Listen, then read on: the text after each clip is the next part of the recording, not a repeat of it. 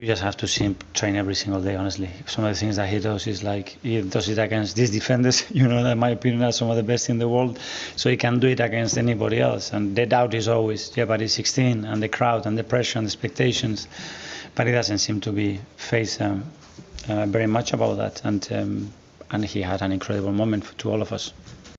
Tim Sherwood, how special was that moment? It was a great moment. I mean, only Max will tell you.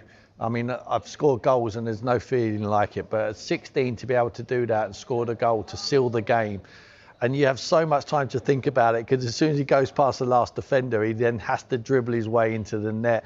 And I watched Martinelli. If you watch Martinelli, he wanted the pass, didn't he? Yeah, no, but he plays a great part, because watch him he cuts across. Look, Max, look at the dribbling skill. Look at Martinelli. He sees where the defender is. Max has got full awareness. He just cuts across him, just in case he would get back to him and lunge to hurt the boy. That feeling, he could bottle that up and never feel that ever again. He's going to have big moments in his life. But look at how everyone felt the joy. Look at Mikel. I've never seen Mikel like that. But for the moment, everyone feels for the boy. But they trust him. Mikel Arteta has brought him on at a moment when they need a goal. He's left Jesus on the bench. Yeah, but he now, came on. If you're a fan, I mean, we're asked Nick. He came on. Listen, when he comes on that pitch, he like Mikel said, I had a gut feeling they would do it. He watches them every single day in training. He watches them perform against better players than Everton had, against his own team. The way he goes past probably Timber and Gabriel and Saliba, he holds his own. So they trust him. And the manager made a very brave decision, because there would have been fans in that ground going, bring Jesus on, we need a goal, bring him on. No, Mikel had trust in this kid and said, go on, Max, go and do your stuff. How does he manage him now? Well, that's key. But it's not only Mikel. Max now, if I was telling Max, I'll be telling Max, go and get yourself surrounded by good types in that dressing room, of which from the outside it looks like they've got loads of them. Declan Rice. I said, just fasten yourself to Declan Rice and look what everything he does. Odegaard looks a very good type. Gabriel, Saliba, good professionals. Timber, look like they're not going to do anything wrong outside of the pitch. Keep your feet on the floor. Don't all of a sudden go and buy the flashy cars. And listen, kids can enjoy the money what you're going to get. You're going to be not old enough to drive for a start. No, of course not at the moment. But he needs to realise that there's a lot of very good players who haven't fulfilled their ability. Don't let it be you. If you fulfil your ability, you can go all the way. You can be a top draw international player. And I believe he will, because I believe he'll be managed correctly, not only from Mikel and the staff what they have there at Arsenal, but from inside the dressing room, which is key. You learn more of the players you're playing with than your coaches sometimes. Okay, we'll get an Arsenal fan view short. Very happy Nick Karamanlis joins us now. Right, is that it? Have you won the title? I'm not getting drawn into that. You know what? Yes or no? Confident all season. I've been confident all season, right? But I'm not going to say right now that we've won it, because I've been there before. We've all seen it won and lost at this stage anyway. So until it's mathematically impossible for City to catch us, I'm not saying anything. But after this weekend, I think even the cynics will think, yeah, we've got a good chance here. Yeah, superstitious football fan. Never heard of that before. Is it because you've been brilliant if you do win it, or because others haven't?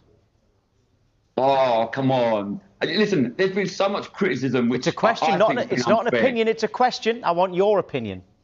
Okay, all right. Well, here's my opinion, because I've been hearing a lot of criticism recently. I think it's been unfair. I'm not going to mention some of the people that I think basically been disrespectful to, I don't know, they're craving airtime or something. But look, have we been playing free-flowing, attacking football this season, the whole season? Probably not. Have we been solid, pragmatic, determined to get it over the line at whatever cost? Yeah, but what's wrong with that? We're not the first and we won't be the last to do that. Maybe this season Man City and Liverpool haven't been at their best, but maybe that's because, have we even thought about the overall Premier League has been tougher and anyone can take points off you? So maybe given that, then yeah, we have been brilliant, because what makes me laugh is people call us boring and whatnot. The same people that call us boring, their teams come to the Emirates, sit 11 behind the ball, and then counter, and then they've got audacity to call us out. If you sit in a low block, then of course we'll struggle to break you down. So Arteta has found a way to get over that with set pieces. So instead of getting praised, he gets vilified. And I think if you don't like us scoring corners, play further up the pitch. If you don't like us time wasting from goal kicks, shoot on target. If you don't want us to slow down the game, score first. It's simple, isn't it? Nick, was you one of them fans looking at the substitution thinking, why is he not bringing on Jesus? We need a goal. No. Do you know what? And I sat next to a few people, and they were all calling for Dowman, and so was I, because do you know what it is at the moment? Even just by dint of him coming on, right, it just lifts the crowd, because for 75 minutes, other than maybe Eze, it was all quite slow, controlled, sideways, backwards. And then Max comes on, he's running at them because he's fearless, he's young, you know. And I've said this before, right now, it's not about the opponent. The opponent is ourselves, right? It's about the occasion. And it doesn't get to him, the occasion. The occasion for him is to come on and score, because he's buzzing that he's coming on, rather than going on thinking, oh, I've really got to do this because we've got to get over the line. So I think there's a little bit less pressure for him in that respect. And he's going to come on, he's going to run at them. You saw some of these senior players just kept looking for him. They just kept going out and looking for him. It kept going down to the right. And I think, you know, these are season-defining moments. We've had it in the past. I'm old enough to remember Christopher Wray coming on and scoring some amazing, important goals for us. And sometimes you need that one player who comes from nowhere and just gets you over the line. And I think Max is the one. OK, and how do you want to see him managed then?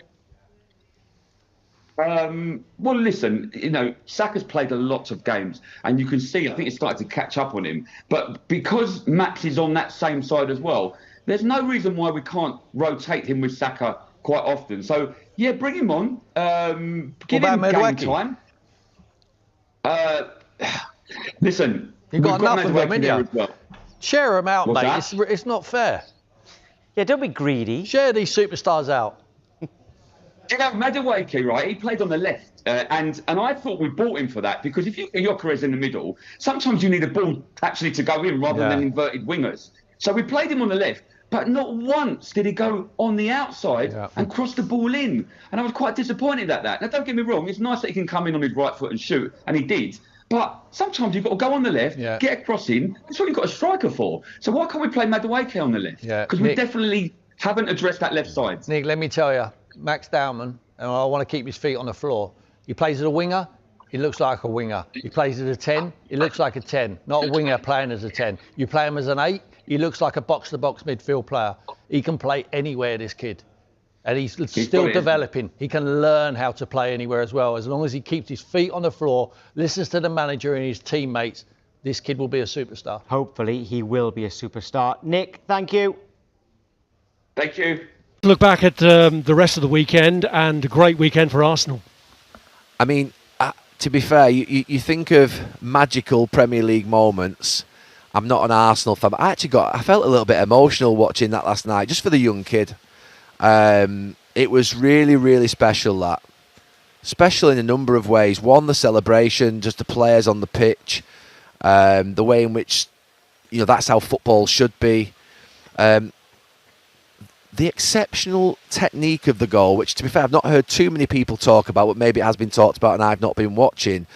But the head, then the little touch with the left foot, but then the right foot, the two touches with his right foot, his opposite foot, then the next touch with his left foot and his left foot. He's touched all parts of his body to score that goal, whilst gliding forward and moving with the ball. I thought it was an absolute beautiful goal. You need to be exceptional to be able to do that.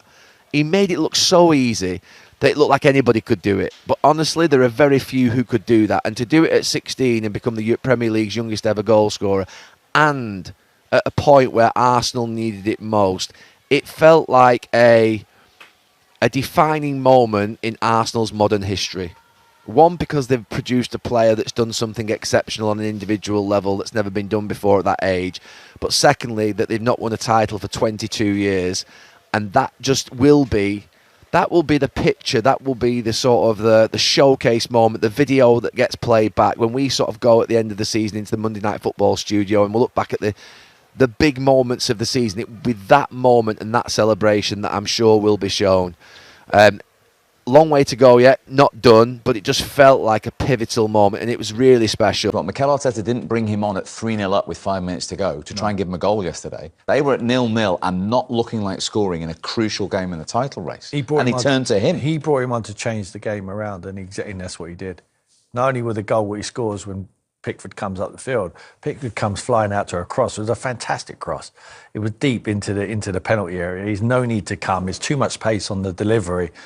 So he gets off to a good start anyway, but he's not satisfied with that. He just wants to make himself the superstar. I'm really interested to know, Michael, who was key, who's pivotal to you keeping your feet on the floor at that age? Was it your family or from within the club? I think your family as you're growing up. Of course, I was very fortunate. My dad was a professional footballer himself. He knew the ropes. So in terms of having that family structure and not getting too big for your boots, I think that was really important. But then you go into a senior team. And again, the traits that you've picked from your family, your friends, carry you through because, you know, I had these big names, the John Barnes, the Robbie Fowlers, the Steve McManamans in the team already and plenty of others. It's impossible. It's impossible with the right dressing room that you can get too big for your boots.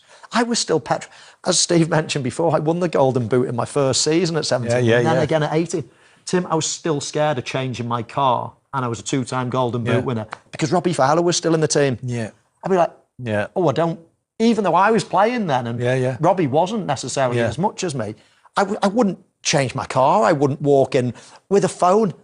Mobile phones were out then. Everybody else had one. I'm like, no, they'll all think I'm big-headed. I want to stay, you know, and they probably would have. They probably would have clipped me around the ear. So I do think it's really important that you have not just the right people at home, but the right people in the dressing room as well, just policing the whole situation and letting you get on with the football. Good news is, to this day, Steve McManaman's still looking after you, so you've still got that. I need it more now than I did then. Well, let's not go there. Let's look at the remaining fixtures instead between City and Arsenal. Pep Guardiola famously said before the West Ham game, if we drop points, the title is over. Let me tell you, a 9-point gap at this stage or later has only ever been retrieved to go on and win the title once. That was Manuel Pellegrini's Manchester City.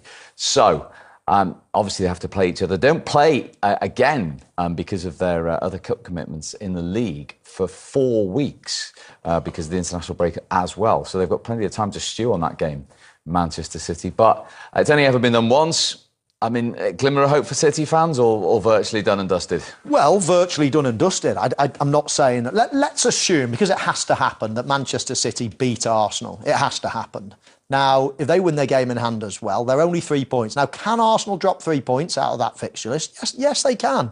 They can. So it's not absolutely over. But will Manchester City win every single game from their list? And I think the answer is no. I just don't think they're good enough, really. I don't think they're good enough to win all of those on the spin. They've not done it all season.